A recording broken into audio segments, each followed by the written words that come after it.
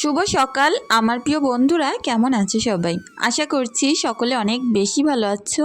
আমরাও না বেশ ভালো আছি। ঘুম থেকে উঠেই কাজে লেগে পড়লাম। দু চোখ ভর্তি ঘুম, সেখানেই শুরু করে দিলাম কাজকর্ম। একটু লেট করা মানে সারা দিনটা বেকার যাবে। বাচ্চার স্কুল, সংসারের কাজকর্ম, পরিপাটি, রান্নাবান্না, উনানে রান্না বিশেষ করে, আবার মাঠ থেকে কাঠ কুড়িয়ে রান্না। তো অনেকটাই হ্যাপা কাজ, চাপ, তারপরে বলতে পারো অনেক সময় সাপেক্ষের ব্যাপার। তো ওই কারণে একদম ভোরভোরই লেগে পড়লাম। অনেক যন্ত্রণার মধ্য দিয়েই সংসারের কাজকর্মগুলো কিছু কিছু সময় যায়। আজকের দিনটাও বলতে পারো সেরকম। কাঠকুটো তো রান্নাঘরে একদমই নেই, আর আমাকে যেতে হবে মাঠে। ওখান থেকে কাঠ গুছিয়ে কুড়িয়ে তারপরে বাড়িতে এনে রান্না করতে হবে। ঘর গোছাতে গোছাতে সিমরান চলে আসলো পড়া জিজ্ঞাসা করতে। ওর কিছুটা অঙ্ক করে বুঝিয়ে তারপরে ওই ঘরেতে পাঠিয়ে দিলাম। আর আমি সবসময় মনে করি বাচ্চাদেরকে সেফটি আলাদা ঘরে পড়তে বসালে তারপরে মনোযোগটা বেশি স্থির থাকে। ওই কারণে সবসময় ওর ঘরেতে একদম আলাদাভাবে বসে। আর যেহেতু ঈশা এখনও ছোট, অনেক দুষ্টুমি করে, ওই কারণে আলাদাই বসে। তো দেখো, খাটের বিছনার চাদরটা টান টান করে পরিষ্কার পরিচ্ছন্ন করে নিলাম। আর এখন চলো ড্রেসিং টেবিলের সামনেটা একটু ঝেড়ে মুছে নিলাম। এখন ঘরটাকে খুব সুন্দর করে ঝাড়ু লাগিয়ে নিচ্ছে। তো এই যে ঝাড়ু দেওয়ার পরে ঘরটা এত সুন্দর লাগে। সকালবেলাতে কি অবস্থা ছিল আর এখন গুছিয়ে নেওয়ার পরে কত সুন্দর লাগবে দেখো। আসলে ছোট্টখাট্ট জিনিসে যদি একটু পরিশ্রম লাগানো যায় তখন কিন্তু আরও সুন্দর হয়ে ওঠে। তো সুন্দরভাবে পরিষ্কার করে পাশের ঘরেতে যাব। চলো আগে ডাইনিং টেবিল এরিয়া, তারপরে বারান্দাটা পরিষ্কার করে নিই। আর আমার এই বারান্দা দিয়ে, জানালা দিয়ে ঘরের এত দারুণ ভিউ আসে না, তোমাদের বলে বোঝাতে পারবো না। একদম জানালার পাড় থেকেই বড় পুকুর দেখা যায়, আর ঘাস ভর্তি চারিদিকে পাড়। এত ভালো লাগে কি বলবো, মনটাই পুরো শীতিয়ে আসে। আমরা যারা ফাঁকা জায়গায় থেকে অভ্যস্ত, আমরা নিশ্চয়ই জানি আমাদের না গ্যাদারিং একদমই ভালো লাগবে না। এটা হয়তো গ্রাম্য পরিবেশ বলে অনেক ফাঁকা ফাঁকা, কিন্তু টাউনে গেলে কিন্তু অনেক ভিড় ভাট্টা। তবে যে যেখানে থাকে তার কিন্তু সেটাই ভালো লাগে। বাংলাদেশ থেকে অনেক বোনেরাই কমেন্ট করো, দিদি ভাই তোমরা তো ইন্ডিয়াতে থাকো, ভারতে থাকো, তো তোমাদের ওখানের পরিবেশ পরিস্থিতি সব কিছু কেমন? আমাদের এখানটার মতো কি এরকমই না অন্য রকম? তো বলতে পারো ইন্ডিয়া হচ্ছে একদম পুরো ফ্রি মাইন্ডের একটা দেশ। আর এখানে চলাফেরা মেয়েদের প্রচুর রকমের কাজের আইটেম। কোনো মেয়ে চাইলেই কিন্তু একটা সংসার ভালোভাবে চালিয়ে নিতে পারে। আর বিশেষ করে এখানে যে খাবার দাবার, সবজি, চাল, এগুলোর দাম প্রচুর কম। তোমরা হয়তো বললেও বিশ্বাস করবে না। এখনো পর্যন্ত চালের কেজি 35 টাকা, 34 টাকা এরকম আর কি। 20 টাকা কেজিরও চাল আছে। তাহলে বোঝো 100 টাকা 150 টাকায় এক ব্যাগ সবজি বাজার হয়ে যায়। তো বলতে পারো একা মানুষের তো 100 টাকার বাজার পুরো এক সপ্তাহ হয়ে বেশি হয়ে যাবে। আরও এর থেকেও বড় একটা সুবিধা আছে, প্রত্যেক মানুষের রেশন কার্ড আছে। সেখান থেকে চাল, আটা তো ফ্রিতে পাওয়া যায়। মেয়েদের প্রত্যেক মাসে হাত খরচের জন্য 1,500 টাকা, আর সরকারেই দেয় ওটা আর কি। তোমরা যারা আর কি জানো না, আমার কাছে জিজ্ঞাসা করো যে ইন্ডিয়াতে কীরকম কী সিস্টেম, কী বৃত্তান্ত। তো সেই সকল বোনেদের সুবিধার্থেই কথাগুলো বলছি। তারপরেও এখানে যখন হসপিটালে বাচ্চা হতে যায় আর কি, বেবি হতে যায়, তখন সরকার থেকে গাড়ি ফ্রি করে দেওয়া আছে, যে বেবি যখন হতে যাবে প্লাস বাড়িতে আনবে। আমাদের এখানে এই সুবিধাগুলো তো আছেই। তো গাড়ি পাওয়া যায় ফ্রিতে, ফোন করলেই সরকার গাড়ি পাঠিয়ে দেয়। তারপরে অনেক রকম এরকম ছোট্ট ছোট্ট প্রকল্প। সব থেকে সুন্দর ব্যবস্থা যেটা, বাচ্চাদের স্কুলে মিড টেবিলের ব্যবস্থা করা। প্রত্যেক বাচ্চার কারোরই দরকার পড়ে না সরকারি স্কুলে টিফিন নিয়ে যাওয়ার। তো বেসরকারি স্কুলগুলো, কেজি স্কুলগুলো বাদ দিয়ে বলছে আর কি। তো ওখানে না বলতে পারো সপ্তাহে যে 6 দিন স্কুল হয়, সেই 6 দিনের মধ্যে আলাদা আলাদা টিফিনের ব্যবস্থা করা থাকে। ভাতের সঙ্গে সবজি ভাত, তারপরে ডিম আলু, তারপরে সয়াবিন আলু একদিন, কোনো দিন পনির আলু, কোনো দিন আবার মাংস দিয়ে ভাত। তো এরকমভাবেই আর কি রুটিনটা করা। কোনো দিন ডাল, আলু সিদ্ধ, ডিম সিদ্ধ, এরকমভাবেই ভাত দেয়। তো এই সকল সুবিধাগুলো তো আছে, আমি জানি না ওখানে এই সকল সুবিধা আছে কি না। তো তোমরা অনেক দিন থেকেই জিজ্ঞাসা করো, ভাবলাম চলো টুকিটাকি কিছু কথা তোমাদের সঙ্গে শেয়ার করি। এরকম প্রচুর প্রচুর প্রকল্প আছে, যেখান থেকে একটা মানুষ, বিশেষ করে একটা অসহায় মেয়েও কিন্তু তার সংসারটা সুন্দরভাবে টেনে নিতে পারে। আশেপাশে মেয়েদের জন্য অনেক ছোট্ট ছোট্ট কাজ আছে যেগুলো ঘরে বসে করলে কিন্তু পয়সা পাওয়া যায়। গ্রামেও আছে এগুলো আর কি। তো সেখান থেকেও মানুষ অনেক টাকা করে ইনকাম করে। আর তা বাদে আবার পুকুরে মাছ ছাড়ার জন্য সরকার মাছ, তারপরে মাছের খাবার এরকমও পাঠায়। তো সেগুলো পুকুরে ছাড়া যায়, ফ্রিতে মাছ দেয় আর কি, মাছের খাবারও দিয়ে দেয়, বড় করার জন্য অনেকটাই করে দেয়।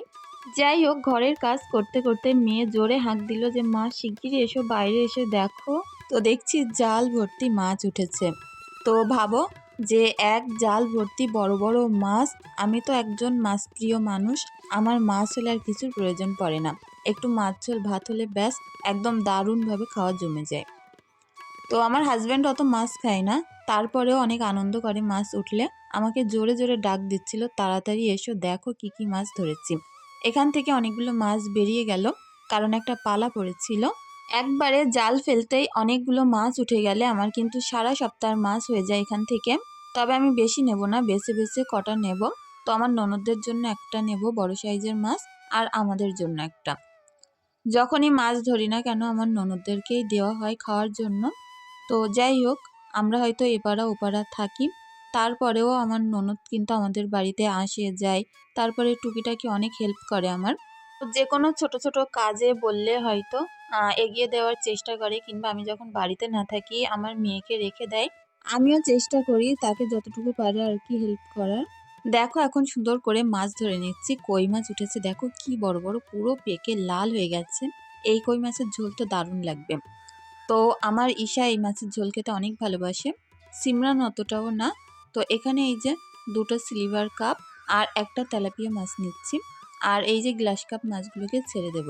এখান থেকে কটা মাছ আমি ছেড়ে দেব, সবগুলো আর কি লাগবে না আমাদের। আর একটু ছোট ছোট তো, এই মাছগুলোর একটু নাল ভেঙে দিতে হয়, গাটা পুরো কেকে কেকে নালগুলো কাটিয়ে ফেললে প্রত্যেকটা মাছ বেঁচে থাকে আর অনেক সুন্দর বাড়ে। যাই হোক, দেখো কই মাছ দুটো আমি এখন পানিতে জাবিয়ে দেব। আর যেহেতু এই সিলভার কাপ মাছটা নিয়েছি বাড়ির জন্য, এটাকে আমি সুন্দর করে বাচ্চাকুটা করে ঝোল করব। এখনও তো ঘরের কাজ শেষ করিনি, হাত টাত সাবান দিয়ে পরিষ্কার করে এখন চলে এসেছি ঘরের কাজে। এক্ষুনি যদি মাছটা কাটতাম পুরো নাইটি দিয়ে মাছের গন্ধ ছাড়তো, তো ভাবলাম আগে সমস্ত ঘরের কাজ শেষ করব, তারপরেই মাছে হাত দেব। আমরা গ্রামের মানুষ, এরকম পুকুর থেকে মাছ ধরে খাই, বাড়িতে সবজি লাগিয়ে সেই সবজি রান্না হয়, যেমন আমাদের অনেক কিছু কিনে খেতে হয় না। অনেক দিন থেকে চুল উঠছে, স্কিনে কিছু প্রবলেম হচ্ছে, তো এই একটা শ্যাম্পু লিখেছিল ডাক্তার, তো এটা নিলাম। আমাদের এখানে বসে স্কিনের ডাক্তার, শ্যাম্পুটা অনেক ভালো। তার সঙ্গে কিছুটা ট্যাবলেট দিয়েছে চুল যাতে না পড়ে খাওয়ার জন্য, এটা হচ্ছে একটা ভিটামিনস। আর নিয়েছিলাম একটা সানস্ক্রিন, তার সঙ্গে দুটো ফেস ওয়াশ। তো টুকিটাকে এগুলো নিয়ে অনেক টাকাই বিল হলো। এই ছোট্ট ফেস ওয়াশ নিয়েছি, এটা আগে ইউজ করে দেখব ঠিকঠাক আছে কিনা, তারপরেই বড়টা কিনবো। যেহেতু বড়টার দাম 1200 টাকা ছিল, ওই কারণে একদম ছোট্ট সাইজের একটা নিয়েছি। তো এটার দাম বেশি নেয়নি। সানস্ক্রিনটাও একদম ছোট্ট সাইজের নিয়েছি, যাতে আগে আমি শ্যুট করে কি দেখবো, তারপরে নতুন বড়টা কিনবো। আজ আমাকে সবজি মাছ কিছুই কিনতে হবে না, পুকুরের মাছ, পালন শাক, তার সঙ্গে মূলো গাছ সমেত মূলো শাক। তো এইগুলোই আর কি, তার সঙ্গে সিমও তুলেছে। দেখো ছোট্ট ছোট্ট মূলো ওপরে গাছ, আমরা ওই বাড়িতে লাগিয়েছিলাম সেইগুলোই আর কি।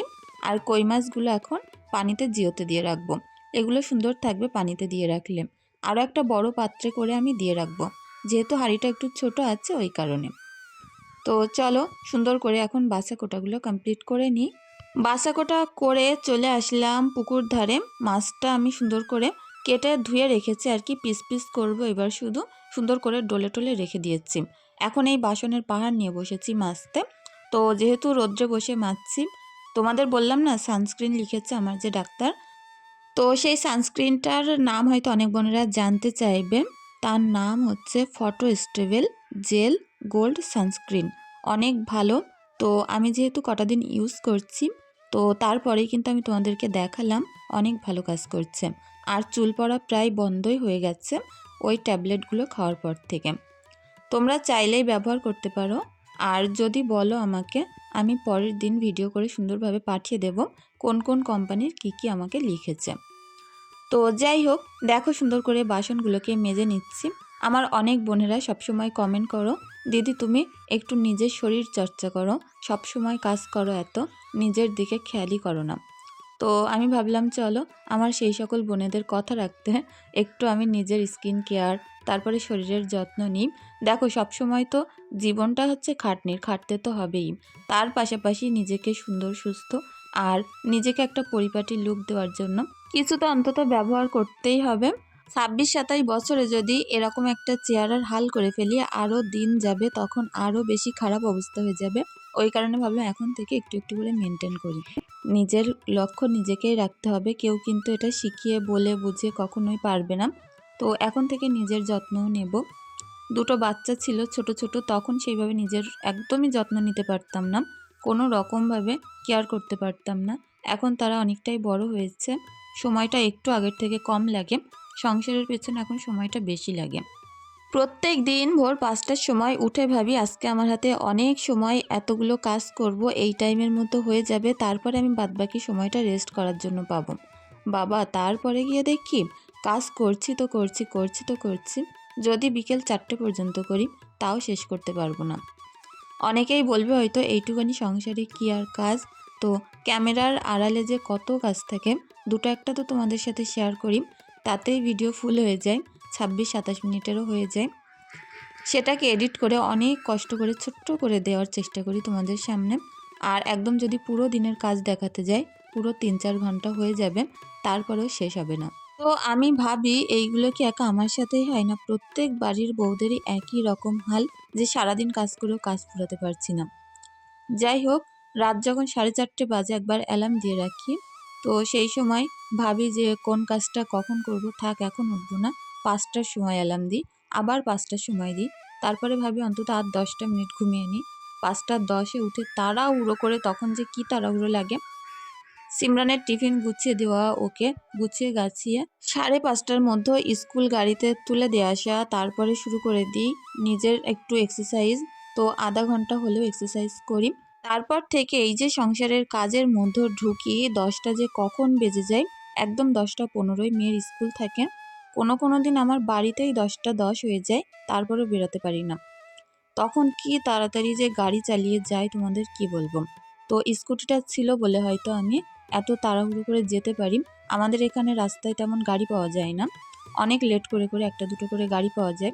আমার যদি স্কুটিটা না থাকতো আরও যে কি প্রবলেম হবে তো হতো আর কি, সেটা তোমাদের আমি বলে বোঝাতে পারতাম না। তো স্কুটি আছে বলে অনেক জোরে ট্রেনে চালিয়ে যাই, যেই সেই হয়ে যায়, কোথাও দাঁড়াই না বলে কিন্তু আমি বাড়ি থেকে একটু দেরি করেও বেরোতে পারি। তো এখন এই যে বাগানে কাঠ কুড়াতে চলে আসলাম মাঠে আর কি। তো আমাদের গাছগুলো কেটেছিল, সেখানে কাঠকুটো এরকম টাল করে রেখে দিয়েছে পুকুর পাড়ে, এদিকটায় এখনো আসা হয়নি, ঠিকঠাক করে কাঠকুটোগুলো গোছানো হয়নি। আগের দিন ননদকে বললাম খানিকটা কাঠ নিয়ে যেতে, তো কিছুটা নিয়ে গেছিল আর কিছুটা আছে, সেগুলো আমি জাল দিয়ে ফেলবো। কি বলতো, এত কাঠকুটো না আমি জাল দিয়ে উঠতে পারি না, এই যে কাঠকুটো জাল দিয়ে শেষ করতে পারবো না, উঠোন ভর্তি হয়ে থাকে, আবার দেখবো গাছ জুড়ে আবার উঠোন ভর্তি হয়ে গেছে। তার থেকে আমি মনে করি আমি নিজেও জাল দিই, অন্যকেও দিই, এতে করে কাঠকুটো শেষ হয়ে যাবে, কমে যাবে, আমার কাজেও আসবে তাদের কাজেও আসবে। গ্রামে এখনো পর্যন্ত অনেক মানুষ আছে, অনেক মানুষ আমাদের এখানে যারা কিন্তু গ্যাসে তেমন রান্না করেই না, পুরোপুরি কাঠে রান্না করে, গ্যাস পোড়ানোর ভয়ে এদিক সেদিক করে কাঠ কুড়িয়ে রান্না করে। দেখো সংসারের পরিস্থিতি বুঝেই কিন্তু তাদেরকে এরকম করতে হয়। তো বলতে পারো কিছু কিছু মানুষের আমি দিয়ে দিই যাতে করে তাদের একটু সুবিধার্থে আসে। এখন দেখো এই পাতার ভিতর থেকে খুঁটে খুঁটে কাঠগুলো বার করছিলাম, সৃষ্টি গাছের কাঠ তো, পাতা সমেত এখানে ফেলে দেওয়া হয়েছিল, কটা দিন হয়ে গেছে কাঠগুলো শুকিয়েছে, আর পাতাগুলো ডাল থেকে ঝরে নিচেই পড়ে গেছে। এখানে যদি আমি একটা উনান পাততে পারতাম তাহলে পাতাগুলো বয়ে আমার আর ঘরে নিয়ে যেতে হতো না, এখানে বসে টুকটুক করে জাল দিতাম আর রান্না করে ফেলতাম। নিজের কাজের মধ্যেও সবসময় চেষ্টা করি একটু সুন্দর পরিপাটি গোছানো, তার সঙ্গে বলতে পারো একদম কম খরচে নিজের সংসারটাকে চালানোর জন্য। আমি সারা বছর এরকমভাবে আমাদের বাড়ির কাঠেই রান্না করি। এখন দেখো এই যে 2 বোঝার মতো কাঠ হয়ে গেল, এটা দিয়ে কিন্তু 2-3টে দিন আরামসে আমার রান্না হয়ে যাবে। তো একটু কষ্ট করতে পারলে অনেক কিছু সেভ করা যায়। আগে আমি এই জিনিসগুলো বুঝতাম না, তবে আমার জায়েদেরকে সবারকে দেখি আর কি এরকমভাবে অনেক সেভ করে তারা, তাদেরকে দেখে আস্তে আস্তে সেখানে সেই পরিবেশে থাকতে থাকতে নিজেও এরকম একই রকম অভ্যস্ত হয়ে গেছি। বিয়ের আগে এমন ছিল যে কখনো আমার বাবা কোনো হাতের কাজ পর্যন্ত করতে দিত না। তো সংসারে হয়তো দুটো একটা কাজ করতাম, তারপরে মায়ের হাতে এগিয়ে দিতাম। তাছাড়া পড়াশোনার পাশে কোনো কাজ আমার বাবা আমাদের করতে দিত না। আর এখন বলতে পারো বিয়ের পরে যে কত রকম হাতের কাজ শিখেছি, করেছি নিজের সংসার চালানোর জন্য, কি বলবো। এখন হয়তো দিনগুলো আগের থেকে অনেকটাই পাল্টে গেছে। একটা সময় দিন ছিল কখন চাল কিনে আনবে তারপরে গিয়ে রান্না হতো, এরকম আর কি। তখন আমরা অনেকজন ছিলাম ফ্যামিলিতে, অনেক কষ্ট করে দিন চলতো আমাদের। হাজব্যান্ডের কাজের কামের অবস্থা অনেক খারাপ ছিল তখন, দিন আনা দিন খাওয়ার থেকেও টানটনে অবস্থা। তো সেখান থেকে বেরিয়েছি, দিনগুলো বদলেছে একটু একটু করে। আরও হয়তো সামনে যে দিনগুলো আসবে আরও পাল্টাতে পারবো। যাই হোক, মাছটা তখন আমি একদম পরিষ্কার করে নিয়ে এসেছিলাম পুকুর থেকে। এখন শুধু এটাকে পিস পিস করে আর একবার পুকুর থেকে সুন্দর করে ধুয়ে নেব, তাহলেই হয়ে যাবে। আর এই বড় সাইজের সিলভার কাপ মাছগুলো খেতে যে এত দারুণ লাগে তোমাদের বলে বোঝাতে পারবো না। আমার তো গরম ভাতের সঙ্গে মাছ ঝোল খেতে দারুণ লাগে। আমরা যারা বাঙালি আর কি, আমরা মাছে ভাতে বাঙালি, আমাদের রোজ মাছ লাগে, হয় সবজির সাথে, তা নয় শুধু মাছের ঝাল করে, তারপরেও মাছ আমাদের লাগেই। অন্যান্য দিকে শুনেছি যে মাছ খাওয়া শুনলে কেমন একটা জানি করে, অন্যান্য রাজ্যে আর কি। তারা বলে বাবা তোমরা মাছ সব সবজির মধ্য দিয়ে খাও। তো আমার একটা বন্ধু ছিল আর কি, তার সঙ্গে একদিন কথা হচ্ছে, সম্ভবত সে মারাঠি ছিল, সিআরপিএফ আর কি, তার জন্য দিল্লিতেই পোস্টিং ছিল। তো তার সঙ্গে কথা হচ্ছে যখন, তো সে আমাকে জিজ্ঞাসা করছে তুম লোग तो बांगाली, तुम लोग क्या मछली खाते हो क्या?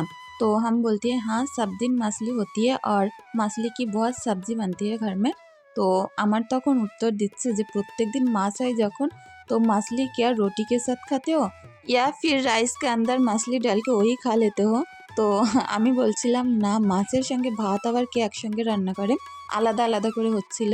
তো সে আমাকে উত্তরে বলছিল বাবা তুম লোগ কিয়া কিয়া চিজ খাতি হো, হার দিন মাছলি খানা ইম্পসিবল। তো তখন আমি জানতে পারলাম যে বাইরের যে রাজ্যগুলো হয় কি, তারা রোজ কিন্তু মাছ টাছ কিছু খায় না, হয় ডিম তা নয় সবজি কিংবা চিকেন এরকম টাইপের আর কি তাদের হয়।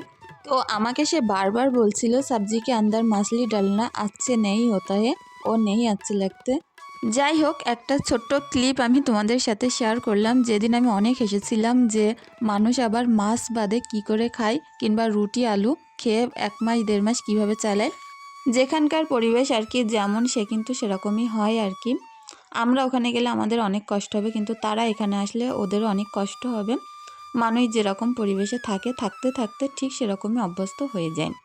দেখো এদিকে টমেটো, পেঁয়াজ, আদা রসুন, কাঁচা লঙ্কা সুন্দর করে ভাজা করে একটু কষিয়ে নিলাম। কষানো পানি দিয়ে মাছগুলো তুলে এখন এই মাছগুলোকে ভালোভাবে কষিয়ে নেব। আর যেহেতু এগুলো সবটা পুকুরের মাছ, ওই কারণে আমি কিন্তু একদম ভালো ভাজিনি, হালকা হালকা লাল করে ভেজেছি, খুব কড়া করিনি।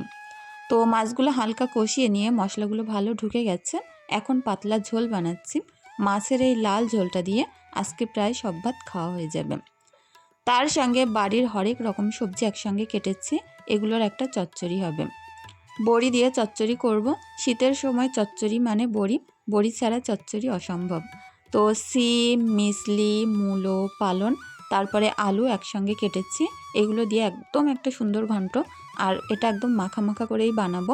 আমিনা ইসলাম আঁখি বোনকেও জানাই অনেক অনেক ভালোবাসা প্রত্যেক দিন পাশে থাকার জন্য।